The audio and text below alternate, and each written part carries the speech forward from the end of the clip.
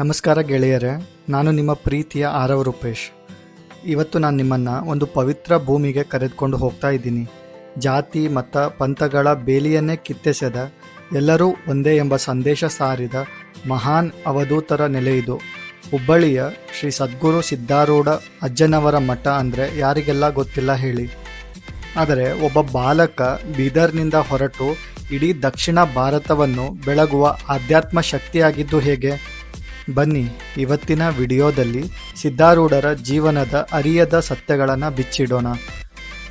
ಈ ವಿಡಿಯೋನ ಶುರು ಮಾಡೋದಕ್ಕಿಂತ ಮುಂಚೆ ನಾನೊಂದು AI ಜನರೇಟೆಡ್ ವಿಡಿಯೋನ ಮಾಡಿದ್ದೀನಿ, ನೀವು ಅದನ್ನು ನೋಡ್ಕೊಂಬನ್ನಿ.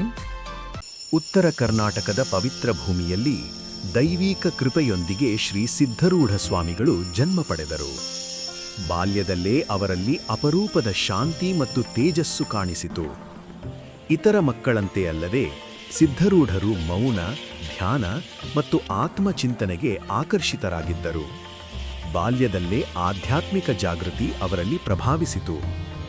ಸತ್ಯದ ಅನ್ವೇಷಣೆಗೆಂದು ಅವರು ಲೌಕಿಕ ಜೀವನವನ್ನು ತ್ಯಜಿಸಿ ಸರಳ ವಸ್ತ್ರಧಾರಿಯಾಗಿ ಆತ್ಮಯಾತ್ರೆಗೆ ಹೊರಟರು. ಗುರುವಿನ ಮಾರ್ಗದರ್ಶನದಲ್ಲಿ ಅರಣ್ಯಗಳಲ್ಲಿ ಕಠಿಣ ತಪಸ್ಸು ಮತ್ತು ಧ್ಯಾನದ ಮೂಲಕ ಸಿದ್ಧರೂಢರು ಆತ್ಮಜ್ಞಾನವನ್ನು ಗಳಿಸಿದರು. ದೀರ್ಘ ಸಾಧನೆ ಮತ್ತು ಶಿವಭಕ್ತಿಯಿಂದ ಸಿದ್ಧರೂಢ ಸ್ವಾಮಿಗಳು ಪರಮ ಸತ್ಯವನ್ನು ಅರಿತು ಜ್ಞಾನೋದಯವನ್ನು ಪಡೆದರು. ಹುಬ್ಬಳ್ಳಿಗೆ ಆಗಮಿಸಿದ ಸಿದ್ಧರೂಢ ಸ್ವಾಮಿಗಳು ಅಲ್ಲಿಯೇ ತಮ್ಮ ದೈವಿಕ ಸೇವೆಯ ಕೇಂದ್ರವನ್ನು ಸ್ಥಾಪಿಸಿದರು. ದೇವರು ಪ್ರತಿಯೊಬ್ಬರ ಹೃದಯವಲ್ಲಿದ್ದಾರೆ ಎಂಬುದನ್ನು ಅವರು ಬೋಧಿಸಿದರು. ಶಿಸ್ತು, ಸೇವೆ ಮತ್ತು ಮನಸ್ಸಿನ ಶುದ್ಧತೆಯೇ ಮೋಕ್ಷದ ಮಾರ್ಗವೆಂದು ತಿಳಿಸಿದರು. ಭಕ್ತರ ದುಃಖ ನಿವಾರಣೆಗೆ ತಮ್ಮ ದೈವಿಕ ಶಕ್ತಿಯನ್ನು ಬಳಸಿದ ಸಿದ್ಧರೂಢರು ಅನೇಕ ಅದ್ಭುತಗಳ ಮೂಲಕ ಜನರ ಹೃದಯ ಗೆದ್ದರು. ತಮ್ಮ ದೈವಿಕ ಕಾರ್ಯ ಪೂರ್ಣಗೊಂಡ ನಂತರ ಶ್ರೀ ಸಿದ್ಧರೂಢ ಸ್ವಾಮಿಗಳು ಹುಬ್ಬಳ್ಳಿಯಲ್ಲಿ ಸಮಾಧಿ ಪಡೆದರು. ಇಂದಿಗೂ ಶ್ರೀ ಸಿದ್ಧರೂಢ ಮಠವು ಭಕ್ತರಿಗೆ ಆಶ್ರಯವಾಗಿದ್ದು, ಸ್ವಾಮಿಗಳ ಕೃಪೆ ಮತ್ತು ಉಪದೇಶಗಳು ಯುಗಯುಗಾಂತರಕ್ಕೂ ಪ್ರೇರಣೆಯಾಗಿ ಉಳಿದಿವೆ. 1836ರಲ್ಲಿ ಬೀದರ್ ಜಿಲ್ಲೆಯ ಚಲಕ್ಪುರ್ ಗ್ರಾಮದಲ್ಲಿ ಮಲ್ಲಪ್ಪ ಮತ್ತು ದೇವಮ್ಮ ಎಂಬ ದಂಪತಿಗೆ ಜನಿಸಿದ ಪುಟ್ಟ ಬಾಲಕನೇ ಸಿದ್ಧ. ಇವರು ಸಾಧಾರಣ ಮಗುವಾಗಿರಲಿಲ್ಲ. ಆಟವಾಡುವ ವಯಸ್ಸಿನಲ್ಲಿಯೇ ಮಣ್ಣಿನಿಂದ ಲಿಂಗ ಮಾಡಿ ಪೂಜಿಸುತ್ತಿದ್ದರು. ಈ ಬಾಲಕನ ಕಣ್ಣಲ್ಲಿ ಏನೋ ಒಂದು ತೇಜಸ್ಸಿತ್ತು. ಶಾಲೆಗೆ ಹೋಗದೆ ಜ್ಞಾನ ಪಡೆದದ್ದು ಮತ್ತು ತನ್ನ 6 ವರ್ಷ ವಯಸ್ಸಿನಲ್ಲೇ ಸಂಸಾರದ ಮಾಯೆಯನ್ನು ತೊರೆಯಲು ನಿರ್ಧರಿಸಿದ್ದು. ಮನೆ ಬಿಟ್ಟು ಹೊರಟ ಸಿದ್ಧನ ಪಯಣ ಸುಲಭವಾಗಿರಲಿಲ್ಲ. ಒಬ್ಬ ಸರಿಯಾದ ಗುರುವಿಗಾಗಿ ಅಲೆದಾಡಿದರು.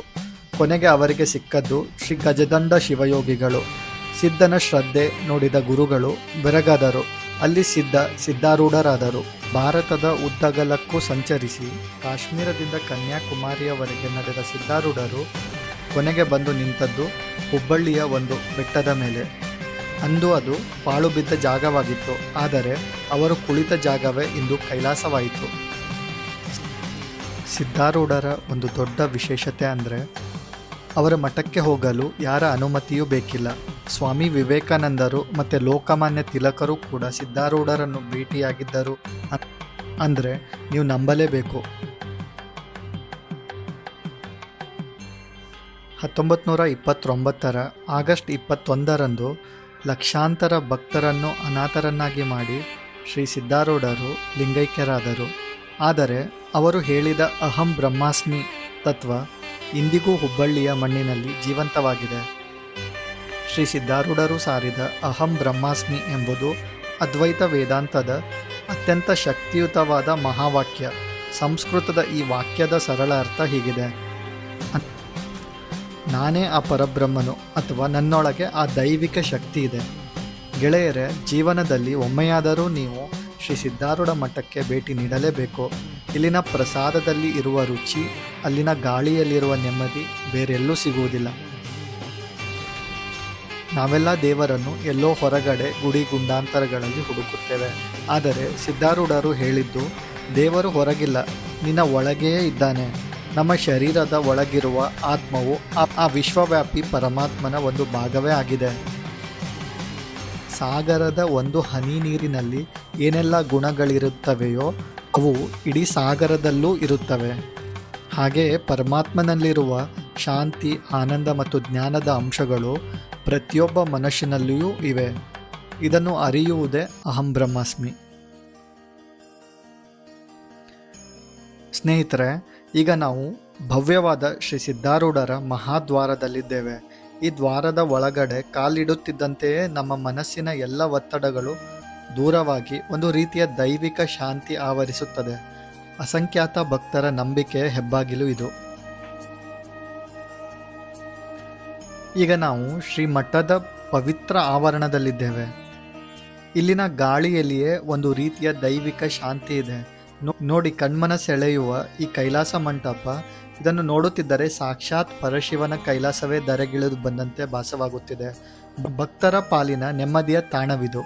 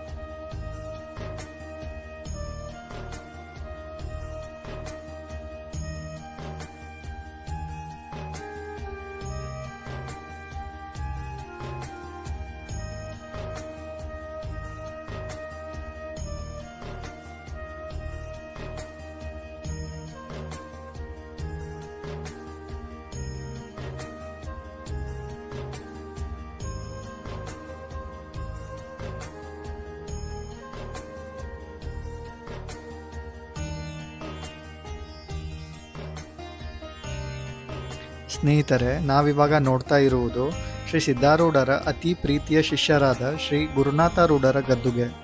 ಗುರು ಶಿಷ್ಯರ ಸಂಬಂಧ ಹೇಗಿರಬೇಕು ಎಂಬುದಕ್ಕೆ ಇವರೇ ಸಾಕ್ಷಿ. ಸಿದ್ಧಾರೂಢರ ದರ್ಶನದ ನಂತರ ಗುರುನಾಥರೂಢರ ದರ್ಶನ ಪಡೆಯುವುದು ಇಲ್ಲಿಯ ಸಂಪ್ರದಾಯ. ಗುರುನಾಥರೂಢರು ಕೇವಲ ಶಿಷ್ಯರಾಗಿರಲಿಲ್ಲ, ಅವರು ಸಿದ್ಧಾರೂಢರ ನೆರಳಿನಂತೆ ಇದ್ದವರು. ಗುರುಗಳ ಸೇವೆಯ ಪರಮಧರ್ಮ ಎಂದು ನಂಬಿದವರು. ಸಿದ್ಧಾರೂಢರ ಅದ್ವೈತ ಸಿದ್ಧಾಂತವನ್ನು ಜನಸಾಮಾನ್ಯರಿಗೆ ತಲುಪಿಸುವಲ್ಲಿ ಇವರ ಪಾತ್ರ ದೊಡ್ಡದು. ಇವರು ಪಾಂಡಿತ್ಯ ಮತ್ತು ವಿನಯದ ಸಂಗಮವಾಗಿದ್ದರು. ಸಿದ್ಧಾರೂಢರು ಗುರುನಾಥರೂಢರನ್ನು ಅನೇಕ ಬಾರಿ ಕಠಿಣ ಪರೀಕ್ಷೆಗಳಿಗೆ ಒಳಪಡಿಸುತ್ತಿದ್ದರು. ಪ್ರತಿಯೊಂದು ಪರೀಕ್ಷೆಯಲ್ಲೂ ಗುರುನಾಥರೂಢರು ಗೆದ್ದು ಗುರುಗಳ ವಿಶ್ವಾಸಕ್ಕೆ ಪಾತ್ರರಾಗಿರುತ್ತಿದ್ದರು.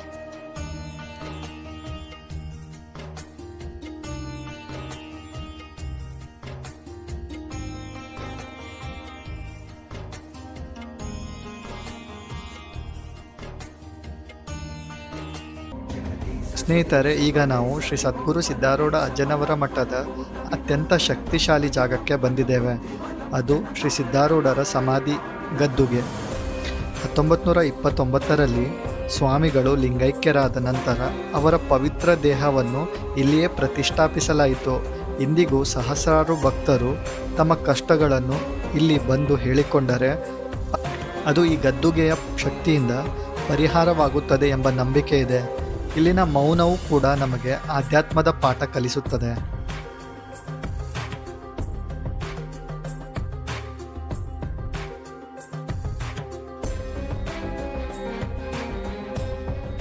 ಸ್ನೇಹಿತರೆ, ಈಗ ನಾನು ತೋರಿಸುತ್ತಿರುವ ಈ ದೃಶ್ಯವನ್ನು ನೋಡಿ. ಇದು ಬರೀ ವೀಣೆಯಲ್ಲ, ಇದು ಸಿದ್ಧಾರೂಢ ಮಠದ ಜೀವಂತ ಪವಾಡ. ಕಳೆದ 1 ಶತಮಾನದ ಹತ್ತಿರ, ಅಂದರೆ ಬರೋಬ್ಬರಿ 95 ವರ್ಷಗಳಿಂದ ಈ ಪವಿತ್ರ ವೀಣೆ ಒಮ್ಮೆಯೂ ನೆಲವನ್ನು ಸ್ಪರ್ಶಿಸಿಲ್ಲ. ಅಂದರೆ ನೀವು ನಂಬುತ್ತೀರಾ? ಹೌದು, ಇದು ಸತ್ಯ. ಇಲ್ಲಿನ ಶ್ರದ್ಧಾವಂತ ಸಂತರು ಮತ್ತು ಗುರುಗಳು ಈ ದೈವಿಕ ವೀಣೆಯನ್ನು ತಮ್ಮ ಹೆಗಲ ಮೇಲೆ ಹೊತ್ತುಕೊಂಡೇ ಇರುತ್ತಾರೆ. ಹಗಲಿರಲಿ ರಾತ್ರಿ ಇರಲಿ, ಇಲ್ಲಿನ ಗಾಳಿಯಲ್ಲಿ ನಿರಂತರವಾಗಿ ಓಂ ನಮಃ ಶಿವಾಯ್ ಮಂತ್ರದ ಜಪ ಮೊಳಗುತ್ತಿರುತ್ತದೆ. ಕೈಯಲ್ಲಿ ಈ ಪವಿತ್ರ ವೀಣೆ, ಬಾಯಲ್ಲಿ ಶಿವನಾಮ. ಶಿವ ಮತ್ತು ಶಕ್ತಿಯ ಇಂತಹ ಅದ್ಭುತ ಸಂಗಮವನ್ನು ನೀವು ಪ್ರಪಂಚದ ಬೇರೆಲ್ಲೂ ನೋಡಲು ಸಾಧ್ಯವಿಲ್ಲ. ಇದು ಸಿದ್ಧಾರೂಢರ ಅಪ್ರತಿಮ ಪರಂಪರೆ.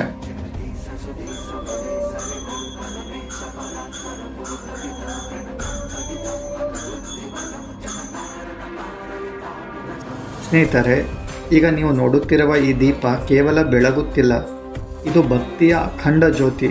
ಇದರ ಹೆಸರೇ ಆರೂಢ ಜ್ಯೋತಿ. ಈ ದೀಪದ ವಿಶೇಷತೆ ಕೇಳಿದರೆ ನಿಜಕ್ಕೂ ಬೆರಗಾಗುತ್ತೀರಿ. ಕಳೆದ 95 ವರ್ಷಗಳಿಂದ ಈ ದೀಪ ಒಂದು ಕ್ಷಣವೂ ಆರಿಲ್ಲ. ಹೌದು, ನೀವು ಕೇಳುತ್ತಿರುವುದು ಸರಿ. ಸುಮಾರು 1 ಶತಮಾನದ ಹತ್ತಿರ ತಲುಪುತ್ತಿದ್ದರೂ ಈ ದೀಪ ನಿರಂತರವಾಗಿ ಉರಿಯುತ್ತಲೇ ಇದೆ. ಸಿದ್ಧಾರೂಢ ಸ್ವಾಮಿಗಳ ದಿವ್ಯ ಸನ್ನಿಧಿಯಲ್ಲಿರುವ ಈ ಅಖಂಡ ಜ್ಯೋತಿ ಕತ್ತಲನ್ನು ಓಡಿಸಿ ಜ್ಞಾನದ ಬೆಳಕನ್ನು ನೀಡುವ ಸಾಕ್ಷಾತ್ ಸಿದ್ಧಾರೂಢರ ಸಂಕೇತ ಎಂದೇ ಇಲ್ಲಿನ ಭಕ್ತರು ನಂಬುತ್ತಾರೆ. ಇಂತಹ ಅದ್ಭುತವನ್ನು ಕಣ್ಣಾರೆ ನೋಡುವುದೇ ಒಂದು ಪುಣ್ಯ. ಸ್ನೇಹಿತರೆ, ನೀವಿವಾಗ ನೋಡ್ತಾ ಇರುವುದು ಸ್ವಾಮಿಗಳ ಶಯನ ಮಂದಿರ. ಸಿದ್ಧಾರೂಢರು ವಿಶ್ರಮಿಸುತ್ತಿದ್ದ ಈ ಜಾಗ ಇಂದಿಗೂ ಅಷ್ಟೇ ಪವಿತ್ರವಾಗಿ ಇರಿಸಲಾಗಿದೆ. ಇಲ್ಲಿ ಕಾಲಿಟ್ಟರೆ ಸಾಕು, ಅವಧೂತರು ಇಂದಿಗೂ ಇಲ್ಲಿ ಅದೃಶ್ಯ ರೂಪದಲ್ಲಿ ನೆಲೆಸಿದ್ದಾರೆ ಅನ್ನುವ ಅನುಭವ ನಮಗಾಗುತ್ತದೆ.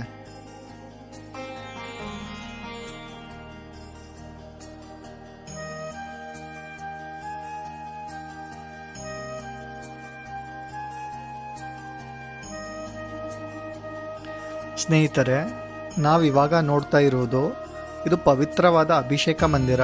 ಇಲ್ಲಿ ಪ್ರತಿನಿತ್ಯ ಸಿದ್ಧಾರೂಢರ ಮೂರ್ತಿಗೆ ಶಾಸ್ತ್ರೋಕ್ತವಾಗಿ ಅಭಿಷೇಕ ಮತ್ತು ಪೂಜೆಗಳು ನೆರವೇರುತ್ತವೆ. ಇಲ್ಲಿನ ಮಂತ್ರಘೋಷಗಳು ಮನಸ್ಸಿಗೆ ತುಂಬಾನೇ ಹಿತ ನೀಡುತ್ತವೆ.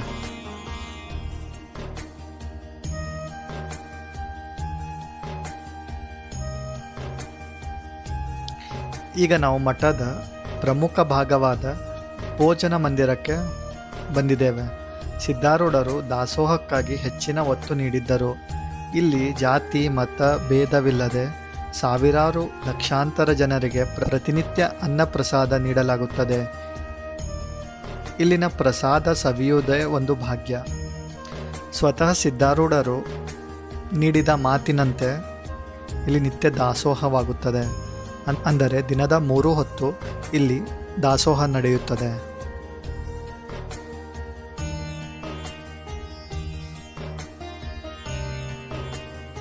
ಈಗ ನಾವು ನೋಡುತ್ತಿರುವುದು ಅಪ್ಪಟ ಐತಿಹಾಸಿಕ ಕ್ಷಣಗಳು.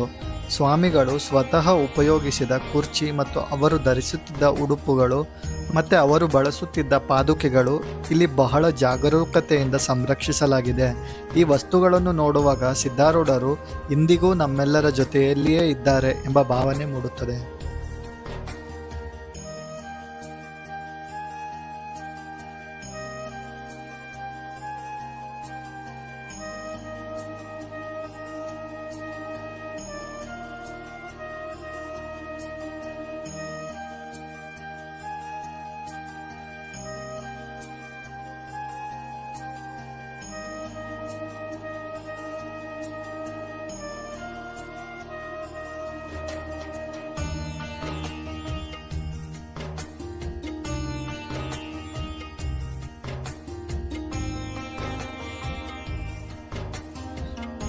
ಸ್ನೇಹಿತರೆ, ನಾವಿವಾಗ ನೋಡುತ್ತಾ ಇರುವುದು ಅತ್ಯಂತ ಭವ್ಯವಾಗಿ ಕಾಣುವ ಒಂದು ಬೆಳ್ಳಿಯ ಪಲ್ಲಕ್ಕಿ.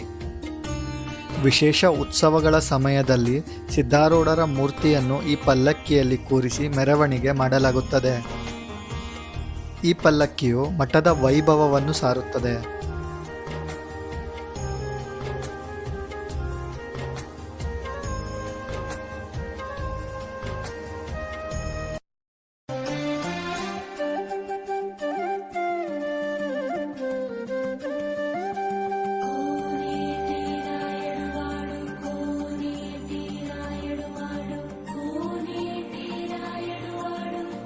ಈಗ ನಾವು ನೋಡುತ್ತಿರುವುದು ಪುಷ್ಕರಣಿ. ಮಠದ ಆವರಣದಲ್ಲಿ ಈ ಪುಷ್ಕರಣಿಗೆ ವಿಶೇಷ ಮಹತ್ವವಿದೆ.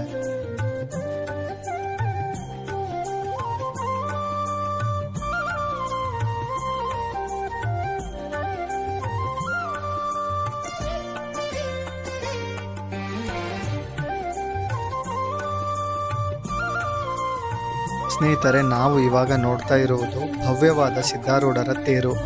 ಪ್ರತಿ ವರ್ಷ ಶಿವರಾತ್ರಿಯ ಸಂದರ್ಭದಲ್ಲಿ ನಡೆಯುವ ಜಾತ್ರೆಯಲ್ಲಿ ಈ ರಥದ ಉತ್ಸವ ಅದ್ಧೂರಿಯಾಗಿ ನಡೆಯುತ್ತದೆ. ಈ ರಥವನ್ನು ಎಳೆಯಲು ದೇಶದ ಮೂಲೆ ಮೂಲೆಗಳಿಂದ ಭಕ್ತರು ಸಾಗರೋಪಾದಿಯಲ್ಲಿ ಹರಿದು ಬರುತ್ತಾರೆ. ಇದು ಮಠದ ವೈಭವದ ಪ್ರತೀಕ. ಸ್ನೇಹಿತರೆ, ಈಗ ನೀವು ಮಠದ ಈ ತೆರೆದ ಆವರಣದಲ್ಲಿ ಮಲಗಿರುವ ಈ ಭಕ್ತರ ಸಮೂಹವನ್ನು ನೋಡುತ್ತಿದ್ದೀರಿ ಅಲ್ವೇ? ಇವರಿಗೆ ಮಠದಲ್ಲಿ ಉಳಿದುಕೊಳ್ಳುವ ಕೊಠಡಿಗಳು ಸಿಕ್ಕಿಲ್ಲ ಅಂತ ಇವರು ಇಲ್ಲಿ ಮಲಗಿದ್ದಾರೆ ಅಂದುಕೊಂಡ್ರೆ ಅದು ತಪ್ಪು. ಇವರೆಲ್ಲರೂ ಇಲ್ಲಿ ಮಲಗಿರುವುದು ಸುಖದ ನಿದ್ರೆಗಲ್ಲ, ಬದಲಾಗಿ ಸಿದ್ಧಾರೂಢರ ದೈವಿಕ ಸ್ಪರ್ಶಕ್ಕಾಗಿ. ಇಲ್ಲಿನ ಜನರ ಅಚಲವಾದ ನಂಬಿಕೆ ಏನು ಗೊತ್ತಾ? ನಡುರಾತ್ರಿಯ ಹೊತ್ತಿನಲ್ಲಿ ಅಜ್ಜನವರು ಇಂದಿಗೂ ಅದೃಶ್ಯ ರೂಪದಲ್ಲಿ ಈ ಆವರಣದಲ್ಲಿ ಸಂಚರಿಸುತ್ತಾರೆ. ಹಾಗೆ ಸಂಚರಿಸುವಾಗ ಅಜ್ಜನವರ ಪವಿತ್ರ ಪಾದಗಳು ನಮಗೆ ಸ್ಪರ್ಶವಾಗಲಿ, ಅವರ ಕೃಪಾಶೀರ್ವಾದ ನಮಗೆ ಸದಾ ಸಿಗಲಿ ಎಂಬ ಆಸೆಯಿಂದ ಇವರೆಲ್ಲರೂ ಇಲ್ಲಿ ಮಲಗಿದ್ದಾರೆ. ಒಂದು ಕೊಠಡಿಯ 4 ಗೋಡೆಗಳ ಮಧ್ಯೆ ಸಿಗದ ನೆಮ್ಮದಿ ಈ ತೆರೆದ ಆವರಣದಲ್ಲಿ ಅಜ್ಜನವರ ನೆರಳಿನಲ್ಲಿ ಸಿಗುತ್ತದೆ ಎಂಬುದು ಇವರ ನಂಬಿಕೆ. ಇದು ಕೇವಲ ನಿದ್ರೆಯಲ್ಲ, ಅಜ್ಜನವರ ಪಾದದಡಿಯಲ್ಲಿ ಭಕ್ತರು ಮಾಡುತ್ತಿರುವ ಒಂದು ರೀತಿಯ ಮೌನ ಭಕ್ತಿ.